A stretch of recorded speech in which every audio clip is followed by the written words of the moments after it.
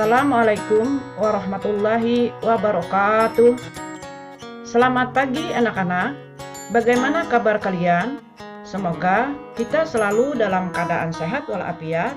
Salam juga buat keluarga di rumah. Salam sehat dan bahagia selalu. Baiklah, di pertemuan pagi ini kita akan kembali melanjutkan materi pelajaran kita, yaitu pelajaran Bahasa Indonesia kelas 8 untuk SMP dan MTS. Materi kita kali ini adalah teks puisi.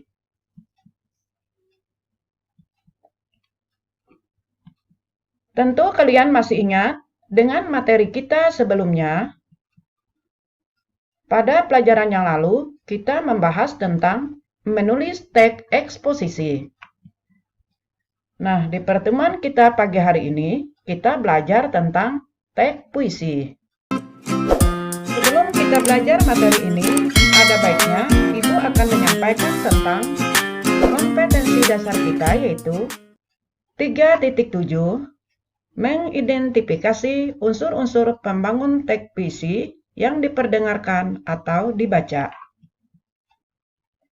Adapun tujuan pembelajaran kita, setelah mengikuti seluruh rangkaian kegiatan pembelajaran, maka diharapkan siswa mampu memahami definisi puisi, yang kedua, memahami ciri-ciri puisi, ketiga, memahami jenis-jenis puisi, keempat, memahami struktur fisik puisi, dan yang kelima, menemukan struktur batin puisi.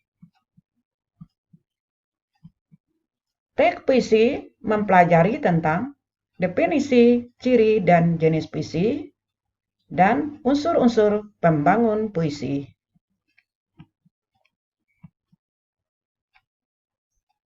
Apa yang dimaksud dengan puisi?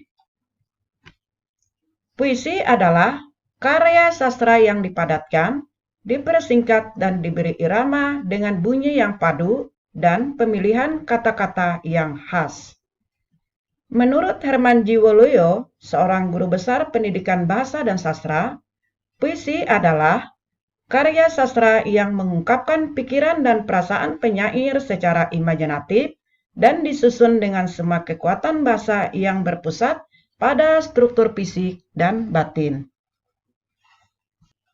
Ciri-ciri puisi terdiri dari 1. Menggunakan bahasa yang padat. Kedua, memperhatikan diksi atau pilihan kata. Ketiga, mempunyai daya imajinatif dan figuratif. Keempat, mempunyai rima. Kelima, mempunyai irama. Dan yang keenam, memperhatikan bentuk atau tipografi. Adapun jenis-jenis puisi terdiri dari 1. Puisi naratif. Kedua, puisi lirik, dan yang ketiga, puisi deskriptif.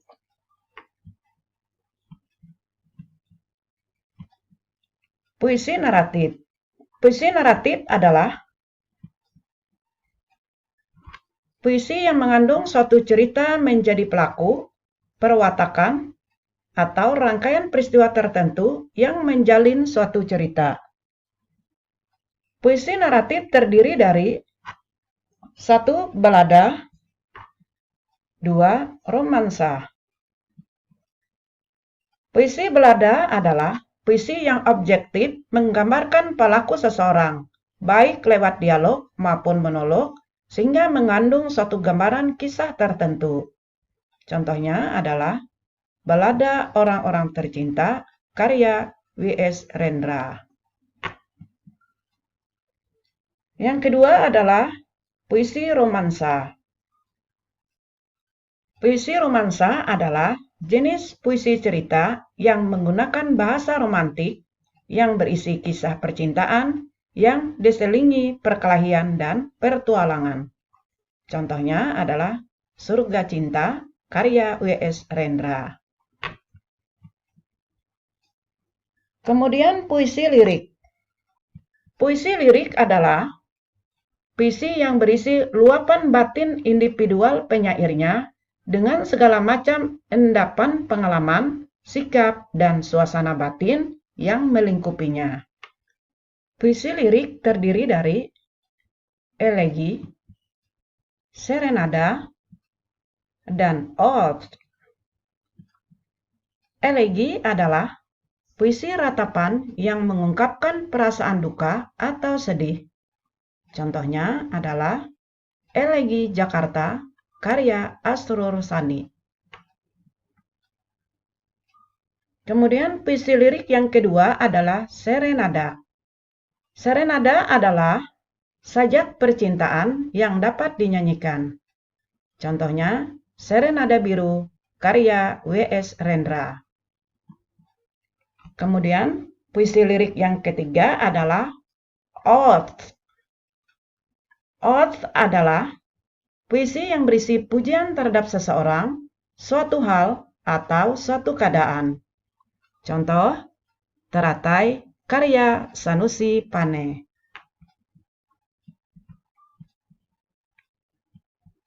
Kemudian jenis puisi yang ketiga adalah deskriptif. Puisi deskriptif adalah puisi yang menggambarkan penyair bertindak sebagai pemberi kesan terhadap keadaan atau peristiwa, benda, atau suasana yang dipandang menarik perhatian. Adapun jenis-jenis puisi deskriptif adalah yang pertama, satire, yang kedua, puisi kritik, dan yang ketiga, puisi impresionalistik. Nah, satire adalah puisi yang mengungkapkan perasaan tidak puas penyair terhadap suatu keadaan dengan cara menyindir atau menyatakan keadaan sebaliknya. Puisi kritik adalah puisi yang menyatakan ketidaksenangan penyair terhadap keadaan diri seseorang dengan cara membeberkan kepincangan atau ketidakberesan keadaan orang tersebut. Dan puisi yang ketiga, jenis puisi deskriptif yang ketiga adalah puisi impresionalistik. Adalah puisi yang mengungkapkan kesan penyair terhadap suatu hal.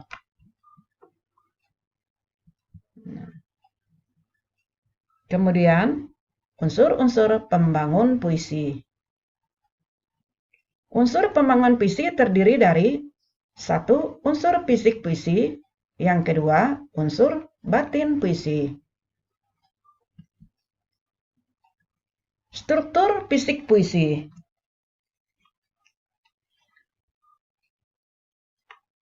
Yang termasuk di dalam struktur fisik puisi adalah yang pertama, diksi. Yang kedua, imaji. Ketiga, kata konkret. Keempat, bahasa figuratif. Kelima, persifikasi, rima, ritme, dan metrum. Keenam, tata wajah.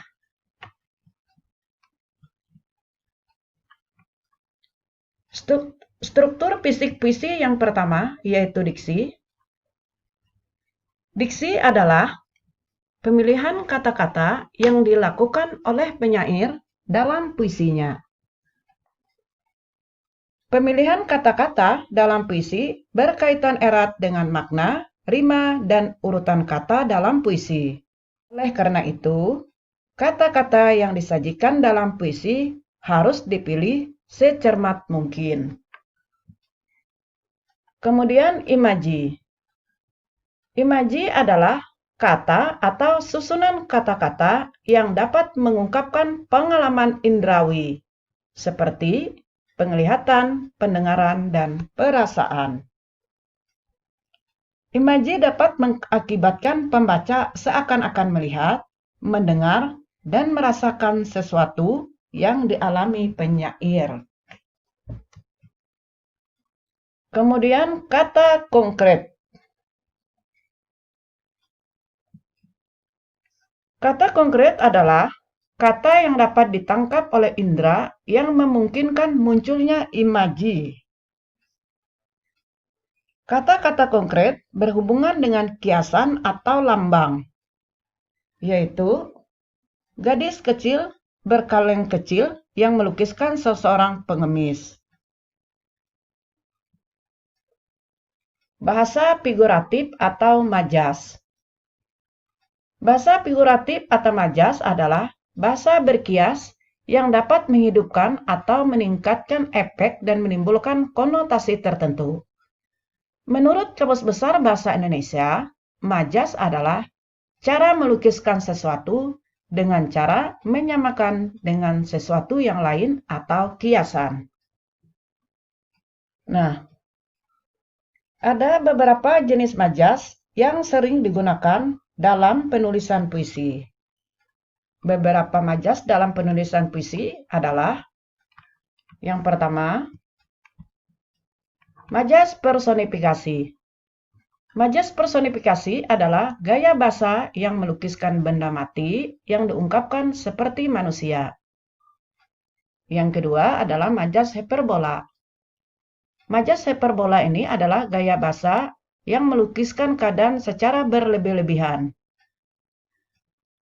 Kemudian, majas metafora. Majas metafora adalah gaya bahasa yang membandingkan suatu benda dengan benda lain secara langsung.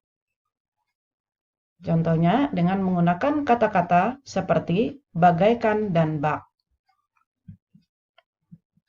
Kemudian,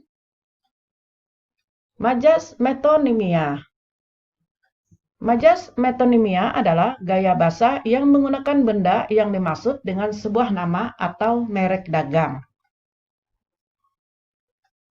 Atau gaya bahasa yang menggunakan nama diri atau nama hal yang ditautkan dengan segala sesuatu sebagai penggantinya. Kemudian majas litotes adalah gaya bahasa yang dipakai untuk melukiskan sekecil-kecilnya untuk merendahkan diri. Jadi majas litotes ini adalah gaya bahasa yang mengandung pernyataan yang dikecil-kecilkan, dikurangi dari kenyataan yang sebenarnya dengan tujuan untuk merendahkan diri. Kemudian majas ironi. Majas ironi adalah gaya bahasa sindiran yang paling halus. Gaya bahasa ini dipakai dengan cara menggunakan kata-kata yang mengandung arti kebalikan dengan yang dimaksud. Kemudian, struktur fisik puisi yang kelima adalah rima. Rima adalah persamaan bunyi pada puisi baik di awal, tengah, maupun akhir baris puisi. Kemudian, ritme atau irama adalah alunan yang terjadi karena perulangan dan pergantian kesatuan bunyi pada arus panjang pendek bunyi, keras lembut tekanan, dan tinggi rendah nada. Kemudian, tata wajah. Tata wajah adalah pembeda yang penting antara puisi dengan prosa dan drama. Lirik dalam puisi membentuk bait, bukan paragraf. Setiap bait tidak selalu berawal dari tepi kiri dan berakhir di tepi kanan. Selain itu, bait puisi dapat saja ditulis di tengah-tengah tepi kiri dan kanan. Kemudian, struktur batin puisi. Struktur batin puisi merupakan unsur pembangun puisi yang tidak tampak langsung dalam penulisan kata-katanya. Struktur batin puisi diantaranya adalah 1. Tema. Tema adalah gagasan pokok yang dikemukakan oleh penyair melalui puisi. Gagasan pokok tersebut menjadi pedoman utama penyair dalam mengungkapkan isi puisi. Tema yang terdapat dalam puisi antara lain ada tema ketuhanan, kemanusiaan, patriotisme, perjuangan, kesedihan, pendidikan, perpisahan, dan politik. Kemudian struktur batin yang kedua adalah perasaan. Perasaan penyair dapat diungkapkan melalui puisi. Perasaan penyair akan muncul saat menghadapi sesuatu. Perasaan yang menjiwai puisi antara lain perasaan gembira, sedih, terharu, marah, ketakutan, putus asa, dan sombong. Kemudian struktur batin yang ketiga adalah nada. Nada adalah tinggi rendah suara. Penyair mempunyai sikap tertentu terhadap pembaca. Sikap penyair terhadap pembaca tersebut diungkapkan dalam nada, sehingga tercipta suasana puisi. Ada puisi yang bernada sinis, protes, takut, mengejek, menghimbau. Ada juga nada memuji. Kemudian struktur batin yang keempat adalah amanat. Amanat dapat disebut pesan atau nasihat dalam sebuah puisi. Amanat merupakan kesan yang ditangkap pembaca setelah membaca puisi. Amanat ditentukan sendiri oleh pembaca yang berkaitan dengan cara pandang pembaca terhadap suatu objek.